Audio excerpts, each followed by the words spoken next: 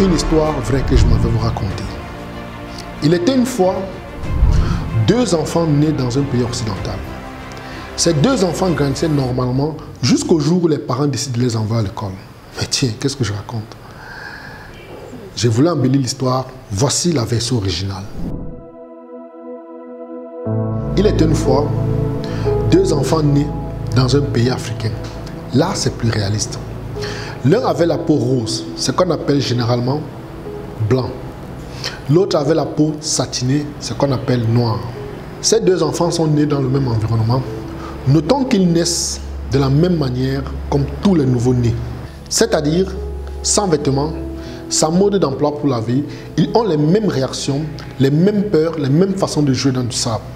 Ensuite vient le moment d'aller à l'école et progressivement les messages commencent à changer. L'enfant africain tout le long de sa vie entendra dire par exemple, tu ne feras pas ceci, tu ne feras pas cela, tu ne dois pas toucher à ceci, tu ne dois pas aimer l'argent car ça te fera voler. L'argent c'est le diable et Dieu n'aime pas cela. Tu ne dois pas rêver sans quoi tu finiras par voler. Tes ancêtres étaient des méchants, des faibles, des sorciers, des lâches, etc. Pendant toute sa jeunesse, on lui dira tu ne dois pas, tu ne dois pas, tu ne dois pas. Et il finit par intérioriser qu'il ne doit absolument rien faire. Pendant ce temps, on dira à l'autre enfant, c'est toi le meilleur, tu dois toujours être fort, tu dois être riche car l'argent c'est le pouvoir, tu dois gagner beaucoup d'argent. Tu dois être propriétaire des grandes entreprises, tu dois contrôler le monde comme tes ancêtres. Toute sa vie, on lui dit, tu dois, tu dois, tu dois, tu dois. 30 ans plus tard, les deux enfants se retrouvent.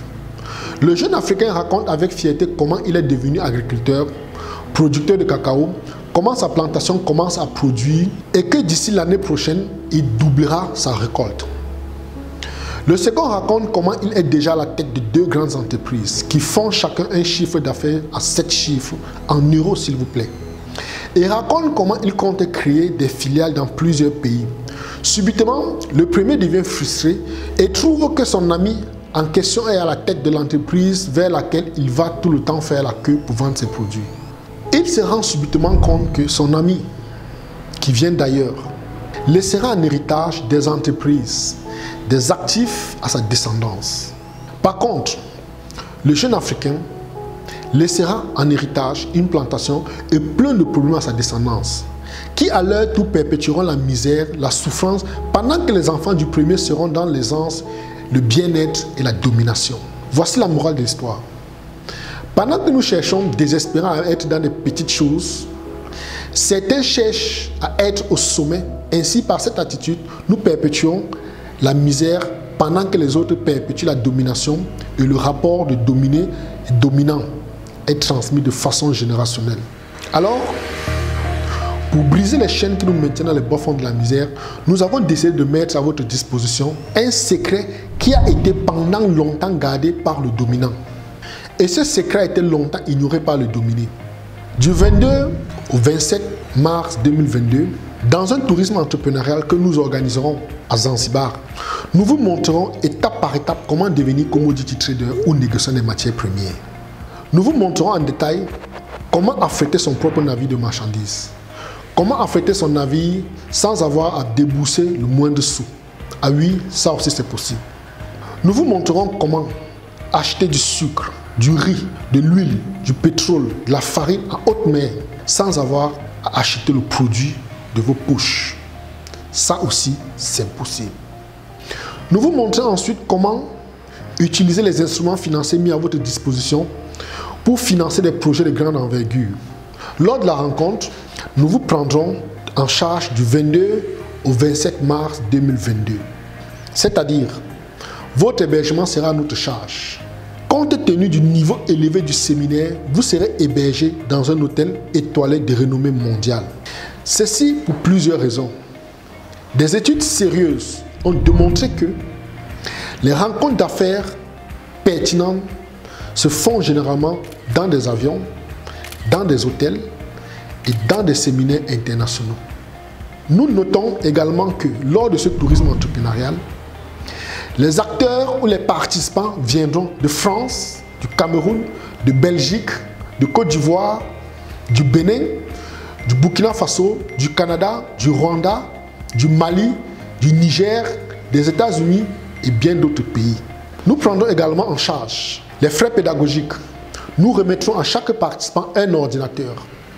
Nous prendrons le matériel didactique, le matériel de formation, la documentation numérique, le support de cours, le transport. Dès votre arrivée à l'aéroport, nous vous prendrons en charge et au retour, nous vous déposerons à l'aéroport. Le petit déjeuner également est compris, la pause café est comprise, le dîner également. Toute la restauration sera à nos frais. Ensuite, nous procéderons à la visite touristique de Zanzibar. Nous irons entre autres sur l'île de Prison Island, une île qui a été construite par le sultan d'Oman, où il enfermait nos ancêtres pendant la période de l'esclavage. Et pour les courageux pourront nager avec des dauphins. Nous ferons une sortie en mer en yacht également. Nous visiterons le marché de nuit de Zanzibar. Nous irons également à Stone Town, une ville construite totalement en pierre.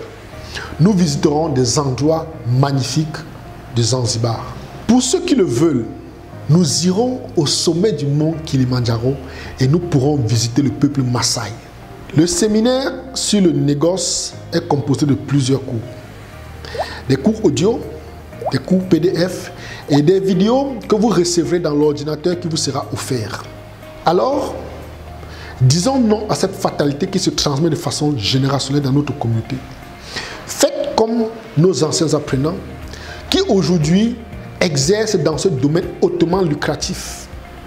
Car le futur de nos petits-enfants dépend des actes que nous poserons aujourd'hui. Disons non, l'argent n'est pas le diable. Refusons de tendre notre joue lorsque nous gifle. Devenons ceux qui donneront la gifle économique à ceux d'en face. Alors, cliquez rapidement sur le lien figurant dans le descriptif de cette vidéo et retrouvons-nous de l'autre côté.